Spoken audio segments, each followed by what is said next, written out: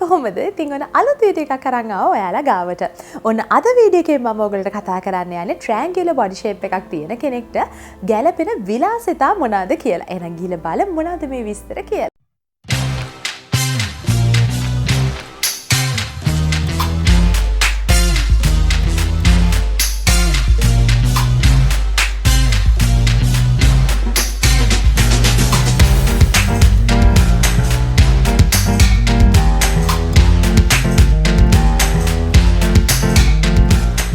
triangular body shape එකක්. එහෙමත් නැත්නම් අපි කියනවා මේ body shape එකට pear type එකේ body shape එකක් කියලා. මේ shape එක කොහොමද අපි හරියට හඳුනගන්නේ? සාමාන්‍යයෙන් අපේ shoulders දෙක එහෙමත් නැත්නම් අපේ උරහිසේ ප්‍රමාණයට වඩා අඟල් 4ක් විතර අපේ උකුල ප්‍රදේශයේ ලොකුයි නා. සාමාන්‍යයෙන් ත්‍රිකෝණාකාරව අපේ ඇඟේ හැඩේ පිහිටලා තියෙනවා නම් මෙන්න මේ වගේ body shape එකකට තමයි අපි triangular body shape එකක් එහෙමත් නැත්නම් pear type එකේ body shape එකක් කියලා කියන්නේ. ඉතින් මේ pear type එකේ body shape එකක් තියෙන celebrities ලා අපි බැලුවොත් එහෙම Jennifer Lopez, ඒ වගේම Rihanna, Beyonce මේ වගේ celebrities ලාට තියෙන්නේ මෙන්න මේ වගේ pear type එකේ body shapes. ඉතින් ඔයගොල්ලෝ තව ටිකක් fashion style ගැන බලන්න ආසයි නම් triangular body shape එකට තියෙන මේ වගේ celebrities ලා අඳින ඇඳුම් දිහා ටිකක් වැඩි අවධානයෙන් හිටියොත් එහෙම ඔයගොල්ලන්ට වඩාත් හොඳ දැනුමක් ලබා ගන්නට පුළුවන් වෙනවා. අපි ඉස්සෙල්ලම බලමු මේ වගේ triangular body shape එකක් තියෙන කෙනෙක්ට කොයි වගේ dresses ද ගැලපෙන්නේ කියලා. විශේෂයෙන්ම ඔයගොල්ලන්ට ගැලපෙනවා wrap dresses, ඒත් එක්කම tulip type එකේ තියෙන dresses, ඒ වගේම empire waistline එකක් තියෙන dresses උත් ඔයගොල්ලන්ට වඩාත් සුදුසු වෙනවා. ඊට අමතරව classic A-line type dresses, ඒ වගේම X-line dresses මේ වගේ dresses උත් triangular body shape එකක් තියෙන කෙනෙක්ට හරිම ලස්සනයි. ඉතින් මේ වගේ body type එකක් තියෙන කෙනෙක්ට මොන වගේ tops ද එහෙම නැත්නම් necklines ද ගැලපෙන්නේ? විශේෂයෙන්ම off shoulder වගේ තියෙන neckline එකක් තියෙනවා නම් ඒක ගොඩක් ගැලපෙනවා.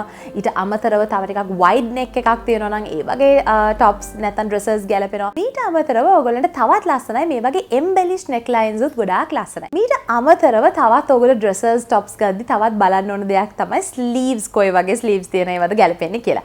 අනිවාර්යයෙන්ම ඔයාලට ගොඩාක් ලස්සනට තියෙයි puff sleeves එහෙමත් නැත්නම් structured sleeves තියෙන dresses එහෙමත් නැත්නම් tops ඒ වගේම balloon sleeve එකක් තියෙන tops නැත්නම් dresses උනත් ඔයාලට ගොඩාක් සුදුසු වෙනවා. මොකද එතකොට ඔයාගේ මෙන්න මේ උඩ කයේ අර තියෙන අඩු ප්‍රමාණය ඔයගලන්ට ලස්සනට fill up කරලා පෙන්නන්න පුළුවන් වෙන නිසා. ඒ වගේම ඊළඟට අපි කතා කරමු pants, skirts වගේ මොන වගේ දේවල්ද ඔයාලට ගැලපෙන්නේ කියලා.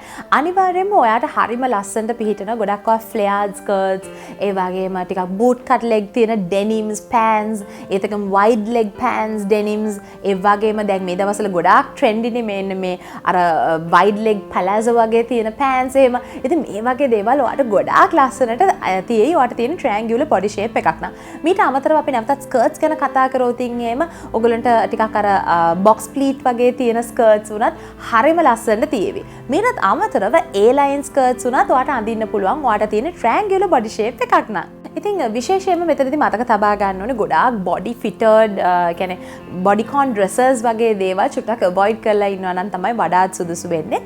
මොකද ගොඩක් වෙලාවල් වලට bodycon dress එකක් ඇඳලාම ඔයාගේ මෙතන තියෙන structure එක සම්පූර්ණයෙන්ම ඒ විදිහටම පේන්න ගන්න. ඉතින් ඔයා කැමති නැත්නම් ඔයාගේ triangular body shape එක ඒ structure එකේම විදිහටම පෙන්නන්න ඔයාට පුළුවන් මේ වගේ විවිධ වර්ගයේ style වල ඇඳුම් ඇඳලා මේ දේවල් ගන්නට balance out කරගන්න. ඉතින් මේ කොහොම වුණත් මේ මොන body shape එක තිබ්බත් මම හැමදාම කියනවා වගේ තමන්ගේ ශරීරයේ මොන වගේ හැඩයකට තිබ්බත් මොන වගේ size එකකට තිබ්බත් අනිවාර්යයෙන්ම තමන් ගැන self confident එකක් තියාගන්න. මොකද ඒ හරහා ඔයා මොන ඇඳුම ඇඳත් ලස්සනට ඔයාට ඉන්න පුළුවන් වෙනවා. මොකද සමහර අය ඉන්නෝ කොච්චර ලස්සනට style කරත් කොච්චර ලස්සනට ඇඳත් තමන්ගේ self confident එක නැති නිසා ඒ ඇඳුමේ ලස්සන අපිට ඉස්මතු කරගන්න අපහසු වෙනවා. ඉතින් ඒ දෙත් අනිවාර්යයෙන්ම මතක තියාගන්න.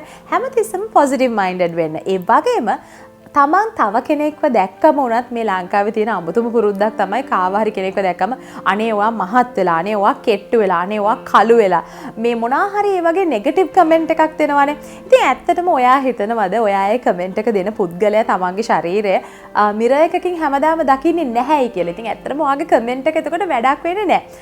අනිත් එක ඔයා ඒ වගේ නෙගටිව් කමෙන්ට් එකක් දෙනකොට චුට්ටක් හිතන්න මේ මනුස්සගේ කොච්චර හිතරිදෙනවද?